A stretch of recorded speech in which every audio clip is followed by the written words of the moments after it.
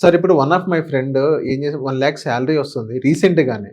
So ఒక car అను ఇప్పుడు రియల్ ఎస్టేట్ తక్కువ ఉంది కాబట్టి ఇప్పుడు ఒక ఇల్లు కొనాలనుకుంటాడు. ఎక్కడ ఊరు బయట అంటే నాగులు బోడుప్పల్ దగ్గర ఆ టైపు తీసుకోవాలనుకుంటున్నాడు. సో మంచి టైం అంటారా? వాడికి ఎలాంటి అప్పులు లేవు. సో ఇది ఒక మంచి టైం అంటారుగా, రియల్ ఎస్టేట్ డౌన్ ఉంది, కార్ అను ఇప్పుడు ఇల్లు. ఆ అబ్బాయి ఏం చేస్తాడు? సాఫ్ట్‌వేర్ ఎక్కడ? Hitech city. Very good. Boduppal దగ్గర కొని ఏం చేస్తాడు? బోడుప్పల్ దగ్గర ఇల్లు కొని ఏం చేస్తాడు? అక్కడ రియల్ ఎస్టేట్ తక్కువ ఉంది కాబట్టి అక్కడ See, that was the point. See, ఇప్పుడు బేసిక్ గా ఫస్ట్ థింగ్ రియల్ ఎస్టేట్ తక్కువ ఉంది అని ఒక మాట ఏదైతే మాట్లాడుతున్నారో, వాస్తవానికి రియల్ ఎస్టేట్ తగ్గలే రేటు. ఉన్న ప్రైజెస్ ని మెయింటైన్ చేస్తున్నారు. ₹1,00,00,000 అపార్ట్మెంట్ ₹1,00,00,000కే ఉంది.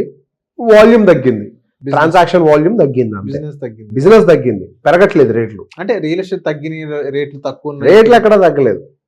ఒక రేట్ ఎవరికి తగ్గింది?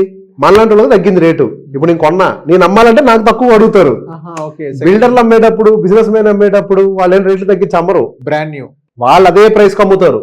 మనలాంటి రీటైలర్ దగ్గరకు వచ్చిన తర్వాత, మన చేతిలోకి వచ్చాక ఒక ల్యాండ్ సేమ్ ప్రైస్ కడిగినా ఎవరు కొంటారు. అర్థమైందా? పడ్డది మన లెవెల్లో, బిజినెస్ లెవెల్లో కాదు. సో బిజినెస్ లెవెల్లో అమ్మేటప్పుడు వాళ్ళు అదే ప్రైస్ కి అమ్ముతున్నారు. వాళ్ళు ఎక్కడ కాంప్రమైజ్ కావట్లేదు. అది తప్పేం లేదు, ఎందుకంటే వాళ్ళు వడ్డీలు ఉంటాయి కదా, వాళ్ళు అప్పులు తెచ్చిపెట్టుంటారు, వడ్డీలు కట్టాలి, మళ్ళీ తక్కువ చేసి అమ్మితే వాళ్ళు లాస్ అవుతారు. సో వాళ్ళు చేసేదంటే తప్పేలేదు.